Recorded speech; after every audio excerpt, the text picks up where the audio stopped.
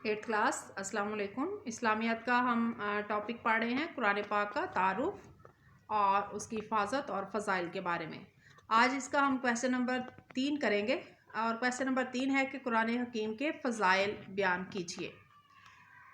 कुरान करीम अल्लाह ताला की आखिरी आसमानी किताब है, ये तो आपको मालूम है ना। और ये तमाम इंसानों की दुनियावी और आखिरवी दोनों ज़िंदगियों की रहनुमाई के लिए उतारी गई है और पूरी इंसानियत के लिए अल्लाह ताला का बहुत बड़ा इनाम है। दुनिया की कोई भी बड़ी से बड़ी दौलत इसका मुकाबला नहीं कर सकती, ना इसकी बराबरी कर सकती है। और इसकी सबसे बड़ी फ़जीलत तो यही है कि अल्लाह ताला का ये कलाम है और उसने ख़ुद इसकी शान जो है वो इसके अंदर बयान की हुई है। और नबी पाक सल्लल्लाहु अलैहि वसल्लम ने भी अपनी अहादीस में या अपने फ़रामीन के ज़रिए इसकी अज़मत बयान फरमाई है। कुरान पाक के बेशुमार फ़ज़ाइल हैं, जिसमें से चंद हम यहाँ पर ज़िक्र करेंगे। सबसे पहली फ़जीलत है कि सबसे ज़्यादा पढ़ी जाने वाली किताब, क्योंकि कुरान पाक का नाम ही यही है। कुरान का मानी होता है ज़्यादा पढ़ी जाने वाली। तो कुरान मजीद की दुनिया की सबसे बड़ी सबसे ज़्यादा पढ़ी जाने वाली किताब है। अगर इंसान कोई किताब बार बार पढ़े तो वो ताहट का शिकार हो जाता है, लेकिन कुरान पाक की ये शान है कि इसे जितना ज़्यादा पढ़ा जाए उतना ही इसको मज़ीद पढ़ने का ज़ौक़ शौक़ जो है वो बढ़ता है और इसको बार बार पढ़ने को इंसान का दिल करता है और ये कुरान पाक की सदाकत का वाज़ेह सबूत है। दूसरी इसकी फ़जीलत है महफूज किताब। कुरान पाक के अलावा जितनी भी आसमानी किताबें अल्लाह ताला ने नाज़िल फरमाई वो सब की सब या तो मुकम्मल तौर पर बदल चुकी हैं या उनके कुछ हिस्से जो हैं वो उन लोगों ने बदल दिए। लेकिन कुरान पाक जो है वो अल्लाह ताला की वाहिद आसमानी किताब है जो कि मुकम्मल तौर पर तहरीफ से पाक है। तहरीफ कहते हैं बदलने को, क्योंकि इसकी हिफाजत का ज़िम्मा अल्लाह ताला ने ख़ुद लिया हुआ है।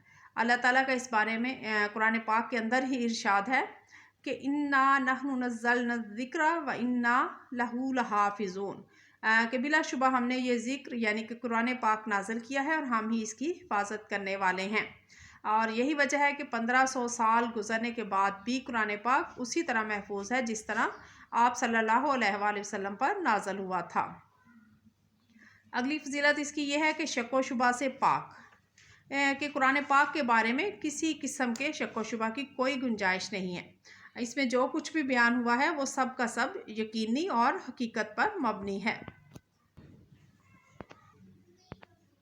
क्योंकि कुरान पाक जो है वो अल्लाह ताला ने नाज़िल किया है और लाने वाले जिब्राईल अलैहिस्सलाम हैं और आप सल्लल्लाहु अलैहि वसल्लम पर नाज़िल हुआ, तो इस बारे में कोई शक व शुबा करने की कोई गुंजाइश नहीं है।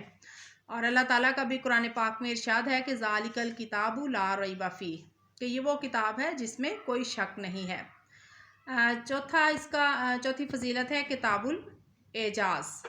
एजाज़ मौजज़ा को भी कहते हैं और फ़साहत व बलागत को भी कहते हैं। कुरान करीम बेऐब है और बेमिसल कलाम है। इस जैसा कोई कलाम दुनिया में मौजूद नहीं है और ना ही इसमें किसी किस्म का कोई ऐब कोई नक्स मौजूद है और किसी जिन में या इंसान में ये सलाहियत नहीं कि वो इस जैसा कलाम बना सके। ख़ुद कुरान पाक में भी मुनकरीन को चैलेंज किया गया, यानी कि जिन लोगों ने कुरान पाक का इनकार किया उनको ये चैलेंज किया गया, जिसका तर्जुमा यह है कुरानी आयत का कि अगर तुम्हें इस कलाम में शक है तो हमने अपने बंदे पर नाजिल किया है, तो इस जैसी कोई एक सूरत ही ले आओ और अल्लाह के सिवा अपने मददगारों को भी ले आओ अगर तुम सच्चे हो। लेकिन वो लोग एक आयत भी इस जैसी ना बना सके, सूरत तो दूर की बात है। और तारीख़ भी इस बात पर शाहिद है कि 1500 साल गुज़रने के बाद भी अल्लाह के कलाम जैसी कोई एक जुज़ भी या कोई एक आयत भी कोई नहीं बना सका। तो आपने इसके ये चारों पॉइंट अच्छे तरीके से याद करने हैं।